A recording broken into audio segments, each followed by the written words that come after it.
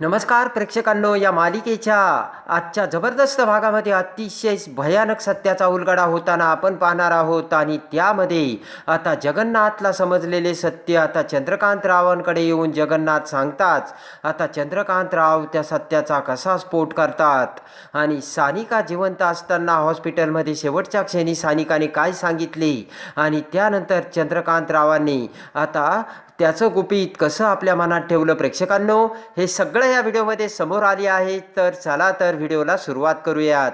त्यामध्ये आता जगन्नाथने चंद्रकांतला सानिकाच्या शेवटच्या सत्याबद्दल विचारल्यानंतर आता मात्र जगन्नाथला राग येऊन चंद्रकांतरावाच्या जगन्नाथने सनकन कानाखाली मारलेली असते. रागाने त्यावेळी जगन्नाथ आता तेथून निघून जातो. जगन्नाथ निघून जाता क्षणी इकडे चंद्रकांतराव आता एकटेच बेडरूममध्ये येतात. चंद्रकांतराव फुल टेन्शनमध्ये येऊन आता विचार करत असतात. पाठीमागून सारंग, सावली, तिलोत्तमा येतात. तिलोत्तमा आता चंद्रकांतरावांना समजावते आणि म्हणते की ऐका ना, जगन्नाथ आता जे काही बोलला त्यामध्ये काही तथ्य आहे का. आता तिलोत्तमा म्हणते की ते खरं आहे का. तर चंद्रकांतराव म्हणतात हो. चंद्रकांतराव म्हणतात की त्याने जे काही विचारलं त्यामध्ये खरंच तथ्य आहे. तिलोत्तमा म्हणते की म्हणजे तुम्हाला काय म्हणायचं. तर चंद्रकांतराव म्हणतात सानिका हॉस्पिटलमध्ये असताना जिवंत होती. ती ऐकताच तिलोत्तमाला धक्का बसतो. आता चंद्रकांतराव म्हणतात की त्यावेळेस सानिकाच्या जीवामध्ये जीव होता आणि सानिकाला मला काहीतरी सांगायचं होतं, पण त्याच वेळेस एक नर्समध्ये आली. सावली म्हणते की बाबा, जेव्हा ती नर्स तुम्हाला बोलवायला आली होती, पण बाबा एवढे का चिडले आणि चिडून त्यांनी तुमच्यावर हात का उचलला. सावली म्हणते की म्हणजे ही तर चांगलीच गोष्ट होती, तुम्ही तिथे होतात. घाबरतच तिलोत्तमा म्हणते की हो ना, कारण आता खरं सत्य तिलोत्तमाला देखील माहिती असतं. आता तिलोत्तमा म्हणते की म्हणजे त्यावेळेस सानिका जिवंत होती, तर त्यावेळी सानिकाने तुम्हाला काही सांगितलं का. आणि सानिकाने तुम्हाला जे काही सांगितलं ते आजपर्यंत तुम्ही आमच्यापासून, जगन्नाथपासून लपून ठेवलं असं तर काही नाही आहे ना, असे आता तिलोत्तमा विचारते. आता चंद्रकांतराव म्हणतात की मी काहीही लपून ठेवलं नाही आणि तेच सांगण्याचा मी प्रयत्न करत होतो, पण जगन्नाथजीने मला बोलूनच दिलं नाही. आता चंद्रकांतराव म्हणतात ज्या वेळेस मला नर्स ते सांगायला आली त्यावेळेस मी आता नर्ससोबत जात असताना तेवढ्यात डॉक्टर तिथे आले आणि डॉक्टर मला म्हणाले की आता आतमध्ये जाण्यात काही अर्थ नाही, सानिका हयात नाही आहे. आता चंद्रकांतराव म्हणतात की डॉक्टर मला ज्यावेळेस तसं सांगितलं डॉक्टरांनी त्यावेळेस मी आतमध्ये गेलोच नाही आणि सानिकाने मला काही सांगितलं देखील नाही. सावली म्हणते की याचा अर्थ डॉक्टरांनी जगन्नाथला खोटं सांगितलं. चंद्रकांतराव म्हणतात डॉक्टर का खोटं बोलतात तेच काही कळत नाही. विचार करत आता सावली म्हणते की आपल्याला हे शोधून काढायलाच हवं आणि नक्कीच काहीतरी यामध्ये गुंता आहे. आता राग येऊन तिलोत्तमा म्हणते की सावली हे सगळं तुझ्यामुळे घडतं, कारण तुझ्या मानलेल्या वडिलांनी तुझ्या सासऱ्यावरती हात उचललाय. सावली तिलोत्तमा म्हणते की तो माणूस अगदी वेडा आहे, माझ्याच घरात येऊन तुमच्यावरती हात उचलला आणि त्याला जर त्याच्या लेकीची एवढी काळजी होती तर तिच्या उशाशी बसून राहायचं ना तिथे हॉस्पिटलमध्ये. आता पण इकडे तिलोत्तमा चाचरलेली असते. सारंग म्हणतो मला सुद्धा जगन्नाथजींचा राग आलाय, पण जगन्नाथजींचा काहीतरी गैरसमज झालाय. इकडे आता भैरवी डॉक्टरला फोन करते आणि म्हणते वा डॉक्टर, काय कमाल केली तुम्ही आणि मानलं बरं का तुम्हाला. डॉक्टर म्हणतात काय झालं. डॉक्टर म्हणतात म्हणजे जगन्नाथजी तिथे आले होते का. भैरवी म्हणते की आले होते, म्हणजे येऊन त्यांनी चांगलाच तमाशा केला. भैरवी म्हणते की मेंदळ्यांच्या घरी येऊन जगन्नाथजीने चंद्रकांतजीच्या कानाखाली जाळ काढलाय. घाबरतच डॉक्टर म्हणतात काय म्हणताय तुम्ही. आता डॉक्टर घाबरतच म्हणतात की मला यामध्ये ओढू नका, मला यामध्ये सोडू नका. हे बघा भैरवी मॅडम, तुम्ही जे सांगितलं त्या पद्धतीने मी सगळं जे काही सांगायचं होतं ते सांगितलं. मी आता कुठेतरी बाहेर जाऊ का. भैरवी म्हणते की अहो डॉक्टर, आता तर कुठे या खेळाला सुरुवात झाली आणि या खेळामधील सगळ्यात मोठे प्यादे तर तुम्ही आहात, तेव्हा तुम्ही कुठेही जायचं नाही. डॉक्टर आता चाचरतो आणि आता भैरवी म्हणते की हे बघा खऱ्या अर्थाने एका अर्थाने चांगलंच झालं. आणि लगेच आता डॉक्टर म्हणतात की जर सारंग आणि सावली या प्रॉब्लेमच्या मुळाशी जर गेले आणि सत्य जर त्यांना समजलं तर माझं करिअर बरबाद होईल. भैरवी म्हणते काळजी करू नका, असं काहीच नाही होणार. भैरवी म्हणते डॉक्टर तुम्ही काही काळजी करू नका, त्या सावलीच्या मुसक्या कशा आवळायच्या ना ते मला चांगलंच माहिती आहे. हळूहळू मी ते घर कसं पोखरून टाकते ना ते तुम्ही आता बघाच. आणि भैरवी म्हणते की सावलीने माझ्यासोबत वाईटपणा घेऊन खूप मोठी चूक केली आहे, तेव्हा तिला तिचे परिणाम भोगावेच लागणार आहे. तर घाबरत डॉक्टर म्हणतात काय करणार आहात तुम्ही. आता भैरवी म्हणते की तेव्हा डॉक्टर कुठेही जायचं नाही, तुम्हाला तुमच्या कामाचा मोबदला भेटतो ना. तर डॉक्टर घाबरतो आणि भैरवी फोन ठेवते. आता इकडे सावली एकटक बेडरूममध्ये येऊन विचार करत असते. सावली विचार करते. जगन्नाथचा प्रत्येक शब्द आणि शब्द सावलीला आठवतो. मला ना फक्त चंद्रकांतजींना काहीतरी प्रश्न विचारायचेत आणि त्याचं सगळं मला खरं खरं उत्तर पाहिजे असे जगन्नाथ कसा बोलला हे आता सावलीच्या डोळ्यासमोर येते. आणि जगन्नाथ म्हटलेला असतो की चंद्रकांत, ज्यावेळेस सानिका हॉस्पिटलमध्ये होती त्यावेळेस ती जिवंत होती आणि तिच्यामध्ये प्राणज्योत शिल्लक होती. हे खरं आहे का? तर चंद्रकांत कसा हो म्हटला आणि जगन्नाथने चंद्रकांतजींच्या कशा कानाखाली मारली हे सगळं सावलीला आठवतं. आता इकडे तेवढ्यात सारंग तिथे येतो आणि सावलीला म्हणतो, कसला विचार करते का सावली? सावली म्हणते की मला तेच काही कळत नाही आहे. जगन्नाथजी चंद्रकांत बाबांसोबत असं का वागले असतील? सारंग म्हणतो की सुद्धा जगन्नाथजींचा खूप राग आला होता. कदाचित सानिकाचा विषय निघाला असेल, त्यामुळे जगन्नाथजींना भानच राहिलं नाही. सावली म्हणते की पण काहीही अजून सत्य समोर आलं नसताना देखील त्यांनी आपल्या बाबांवर एवढा मोठा आरोप केला आणि हात देखील उचलला सारंग सर. आणि हेच मला जगन्नाथजींचं ज्यांनी जे केलं ते पटत नसल्याची सावली सांगते. आता सारंग म्हणतो की जगन्नाथ त्यावेळेस बोलले की बाबांना जे सत्य माहिती आहे ते भैरवीजींना सुद्धा सत्य माहिती, त्यामुळे दोघांना सुद्धा हे सत्य माहितीच असेल ना. तेव्हा आता सावली म्हणते की एवढे दिवस सारंग सर मी तुम्हाला हेच सांगण्याचा प्रयत्न करते. सावली म्हणते की नक्कीच माई आपल्यापासून काहीतरी लपवतायत आणि या घरामध्ये राहण्याचा त्यांचा काहीतरी नक्कीच हेतू आहे. सावली म्हणते की पण सारंग सर तुम्ही माझ्यावर तर विश्वासच नाही ठेवला. सारंग म्हणतो की आता सावली माझा तुझ्यावर विश्वास बसलाय आणि आता मी तुझ्यासोबत असल्याची सारंग बोलतो आणि आपण आता सत्य शोधून काढूयाच असे सारंग बोलताच सावली म्हणते की आता त्यासाठी जगन्नाथजींना लवकरात लवकर भेटावं लागेल. आता इकडे नील बेडरूममध्ये विचार करत असताना चंद्रकांतराव नीलकडे येतात आणि म्हणतात, नील काल जे काही झालं त्यामुळे तुझ्या मनात प्रश्नांचं वादळ उठलं असेल ना. नील म्हणतो, वादळ? अहो जुन्या दुःखावरची खपली निघाली असं वाटतंय आणि विचार करून मला रात्रभर झोप लागली नाही असे नील चंद्रकांतला सांगतो. आता चंद्रकांतराव हॉस्पिटलमधली घटना नीलला सुद्धा सांगतात आणि म्हणतात, ज्यावेळेस सानिका हॉस्पिटलमध्ये होती त्यावेळेस मी तिथे होतो, हे खरं आहे नील. चंद्रकांतराव म्हणतात, पण मी तिच्याशी बोललो नाही, मला तिच्याशी बोलता आलं नाही आणि जर मी तिच्याशी बोललो असतो तर नील तुला मी सांगितलं नसतं का रे. नील म्हणतो की तुमचा यामध्ये काहीच दोष नाही आहे. त्यावेळेस मी जे केलं ना ती माझी चूक होती आणि दोष माझाच आहे. आता चंद्रकांतराव नीलला समजावतात आणि म्हणतात की सानिकाच्या मृत्यूबद्दल तू स्वतःला दोष देऊ नकोस नील. आता चंद्रकांतराव म्हणतात की हे बघ, आयुष्याच्या एका नव्या टप्प्यावरती तू उभा आहेस आणि तुला तुझ्या आयुष्याची आता नवीन सुरुवात करायची आहे नील.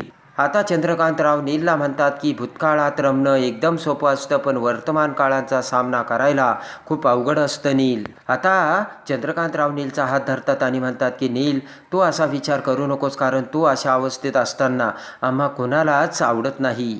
आणि तिलोत्तमा इकडे एकटी बेडरूममध्ये त्यावेळेस असताना भैरवी येते. तिलोत्तमाला म्हणते की काय तिलोत्तमा, चंद्रकांतजी तुझ्या मुलांचं सात्वन करायला गेलेत वाटतं. तिलोत्तमा उठून उभा राहत म्हणते, भैरवी मुद्दाम करतेस ना तू हे सगळं. आता तिलोत्तमा म्हणते की काल माझ्या घरात जो तमाशा झाला त्यामागे तुझा हात होता ना भैरवी. हसतच भैरवी म्हणते, अरे वा हुशार आहेस तिलोत्तमा, कळलं तर तुला. भैरवी म्हणते, मला वाटलं होतं रात्रीच तुम्हाला जाब विचारायला येशील. भैरवी म्हणते, मला वाटलं तुला कळलंच नाही म्हणून मी स्वतः आली. तिलोत्तमा म्हणते की यामुळे मला किती त्रास होतोय भैरवी तुला माहिती आहे का. माझ्याच घरात माझ्याच माणसांपासून मला घाबरून राहावं लागतंय. आता तिलोत्तमा म्हणते की काय सांगितलं त्या डॉक्टरांनी त्या जगन्नाथला की जेणेकरून तो जगन्नाथ एवढा चिडला होता. भैरवी म्हणते की मी जे सांगायला लावलं तेच डॉक्टरांनी जगन्नाथला सांगितलं. आणि भैरवी म्हणते माझा उद्देशसुद्धा साध्य झालाय. तर तिलोत्तमा म्हणते काय सांगितलं तू, कसला उद्देश, कोणता उद्देश भैरवी. खरं तर तिलोत्तमा म्हणते की ज्या वेळेस सानिका गेली त्याच वेळेस हा विषय संपायला पाहिजे होता, पण जुनं उकरून काढून तू पुन्हा माझ्या घराला पोखरून टाकू राहिलीस, बरोबर भैरवी. भैरवी म्हणते की हे तरी काही नाही तिलोत्तमा, हा तर फक्त एक छोटासा ट्रेलर होता. मी आता पुढे काय होणार याची तुला झलकच दाखवते. आता भैरवी म्हणते की जर तू माझ्या विरोधात गेली आणि जर तू मला या घराबाहेर काढण्याचा प्रयत्न केला तर सगळ्यांच्या समोर मी डायरेक्ट सिनेमाचा ट्रेलर नाही झलकच दाखवील. आणि भैरवी म्हणते की त्यामुळे नंतर तुझं काय होईल तिलोत्तमा. तर तिलोत्तमा जाम घाबरते. आता इकडे सावली जगन्नाथकडे येते. रागाने जगन्नाथ सावलीला म्हणतो, हे बघ सावली, जर तू तुझ्या सासऱ्याची वकिली करायला इथे आलेली असेल तर ताबडतोब निघ. तर आता सावली म्हणते मी कुणाचीच बाजू घ्यायला आले नाही. सावली म्हणते की मी फक्त सत्य शोधून काढायला आले आणि ते सत्य तुमच्यासाठी एक आहे आणि माझ्या सासऱ्यांसाठी दुसरं. तर आता सावली म्हणते काल तुम्ही एवढे काही रागात होता, तुमच्याशी बोलायला मिळालंच नाही. आता ते ऐकून जगन्नाथ म्हणतो राग अगं माझ्या अंगाचा थरकाप झाला होता. आता जगन्नाथ म्हणतो तुझ्या सासऱ्यांनी माझ्या लेकीचे शेवटचे शब्द माझ्यापर्यंत पोहोचू दिले नाहीत. जगन्नाथ म्हणतो की तुझ्यामुळे मी शांत होतो, तुझं नाव कुठे यायला नको म्हणून मी गप्प बसलो. आता सावली म्हणते की पण मला एक सांगा, काल तुम्ही तिथे येऊन जे काही आरोप केले ते तुम्हाला त्या डॉक्टरांनी सांगितले म्हणूनच ना? जगन्नाथ म्हणतो मग मी काय मनाने बोललो का? आणि आता जगन्नाथ म्हणतो तो डॉक्टर स्वतः बोलला मला माझ्या लेकीला भेटायचं होतं आणि माझ्या लेकीला मला काहीतरी सांगायचं होतं. जगन्नाथ म्हणतो पण त्या नर्सने त्या चंद्रकांतरावांना तिच्याकडे नेलं. सावली म्हणते पण ते डॉक्टर खरं बोलत असेल कशावरून? तर जगन्नाथ म्हणतो कारण मी त्याला तसा धमकावलाच होता की खोटं बोलण्याची त्याची टापच झाली नसती. सावली म्हणते माझा बाबांवर पूर्ण विश्वास आहे, ते कधीच खोटं बोलणार नाही. जगन्नाथ म्हणतो असं आहे का? जगन्नाथ म्हणतो मग काय बोलला तो? सावली म्हणते तुम्ही त्यांचा अर्धवटच ऐकला आणि त्यांच्यावर हात उचलला. आणि आता सावली म्हणते की त्या डॉक्टरांनी तुम्हाला जे काही सांगितलं ते निम्म तर खरं होतं पण निम्म खोटं होतं. आणि लगेच आता जगन्नाथ म्हणतो तुला म्हणायचं तरी काय?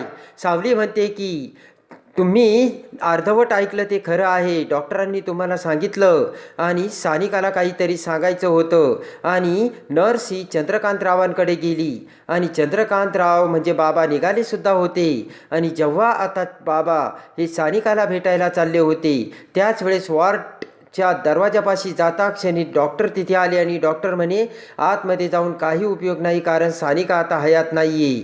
जेव्हा हे सत्य आता सावली जगन्नाथला सांगते त्यावेळेस आता भयानक सत्याचा आणखी एक धमाका उडालेला असतो आणि तिथूनच डॉक्टरांनी बाबांना पुन्हा घरी पाठवलं. तर आता जगन्नाथचा विश्वास बसत नाही. जगन्नाथ म्हणतो नाही नाही सावली हे खोटं आहे कारण तुझी बुद्धी सुद्धा आता त्यांच्यासारखाच विचार करायला लागली. जगन्नाथ म्हणतो तो चंद्रकांत नक्कीच काहीतरी लपवतोय.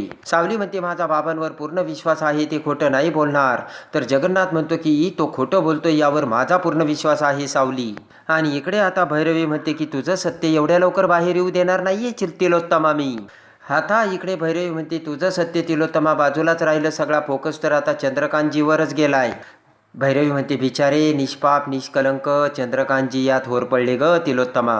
ते ऐकून आता तिलोत्तमा म्हणते की चुकलं माझं भैरवी, एकच चूक केली मी आयुष्यात, ते सुद्धा तुझ्या सांगण्यावरून आता तू तेच धरून बसली बरोबर ना? आणि त्याचाच वापर करून भैरवी आता तू मला त्रास देते असे तिलोत्तमा बोलते. आता भैरवी म्हणते की तू याचा विचार कर ना, तो जगन्नाथ त्या डॉक्टर साखरेपर्यंत पोहोचला कसा? तिलोत्तमा म्हणते की त्यात काय विषय असेल त्या जगन्नाथकडे त्याचा कॉन्टॅक्ट. तर भैरवी म्हणते किती खूप भोळी आहे तिलोत्तमा तू. भैरवी म्हणते की त्या जगन्नाथला डॉक्टरचा पत्ता एवढा कसा सहजासहजी सापडला की कुणी सापडून दिला का तिलोत्तमा? आता भैरवी म्हणते की त्या डॉक्टर साखरेचा नंबर सावलीने दिला त्या जगन्नाथला. हसतच आता तिलोत्तमा म्हणते की काय बोलतेस भैरवी, तिचा काय यामध्ये संबंध? भैरवी म्हणते तिलोत्तमा मी तुला सारखी वॉर्निंग सुद्धा दिली होती आणि त्या सावलीला जरा आवर घाल, तिच्या मुसक्या जरा आवड असे मी तुला वारंवार सांगत होते तिलोत्तमा. भैरवी म्हणते पण तू ऐकलं नाही आणि बघितलंस का काय झालं ते? बघितली का तुझी सून सावली किती दीडशानी आहे आणि तिनेच जगन्नाथजींना त्या डॉक्टर साखरेचा नंबर दिलाय तिलोत्तमा.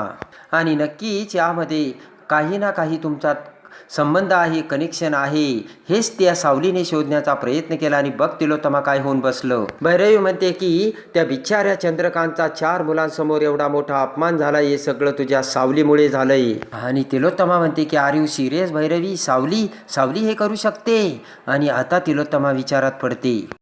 इकडे त्यानंतर आता तिलोत्तमाला संशय येताच आता तिलोत्तमा ही सावलीच्या बेडरूममध्ये येते आणि पटकन आता सावलीचा मोबाईल घेऊन आता सावलीचा मोबाईल चेक करते आणि त्यामध्ये डॉक्टर साखरेंचा नंबर बघताच तिलोत्तमा म्हणते की सावली हा नंबर तुझ्याकडे कसा आला? तर सावलीला धक्का बसतो. आता इकडे सारंग सावली सगळेजण आता तिलोत्तमाकडे बघतात. तर सारंग म्हणतो की आई नंबर फोन तपासणे इतपत असं काय घडलंय? आणि त्यानंतर आता सावलीचा नंबर कसा सावलीने मिळवला आहे आता तिलोत्तमा दाखवते. इकडे आता सगळेजण बसलेले असताना भैरवी म्हणते की सावलीच्या रेकॉर्डिंगची आता जोरदार तयारी सुरू झाली आणि अमृताची सुद्धा डिलिव्हरी डेट जवळ आली. तेव्हा माझा सल्ला तुम्ही ऐका, या घरात अशी कुणीतरी व्यक्ती आणा की जी या घराला आपलं समजून या घरामध्ये काम करेन. काय वाटतंय तिलोत्तमा? तर तिलोत्तमा भैरवीकडे बघते आणि त्याच वेळेस आता अमृता म्हणते की मला भैरवीजींचं म्हणणं पटतंय, कारण माझीसुद्धा डिलिव्हरीची डेट आली आणि सगळा कामाचा भार सावलीवरती पडेल. आणि अमृता म्हणते की जर खरोखर एखादी मुलगी कामाला ठेवली तर काय हरकत आहे. तर आता भैरवी कोणती मुलगी मेंदळ्यांच्या घरात आणणार आणि आता मालिकेला नवीन वळण येऊन आता काय घडणार, तर सावली खऱ्या सत्यापर्यंत पोहोचून आता जगन्नाथ समोर आणि सारंग समोर भैरवी तिलोत्तमाचा चेहरा कसा आणणार हे बघण्यासाठी आणि या मालिकेच्या डेली अपडेटसाठी आपल्या चॅनलला लाईक करा, सबस्क्राईब करा.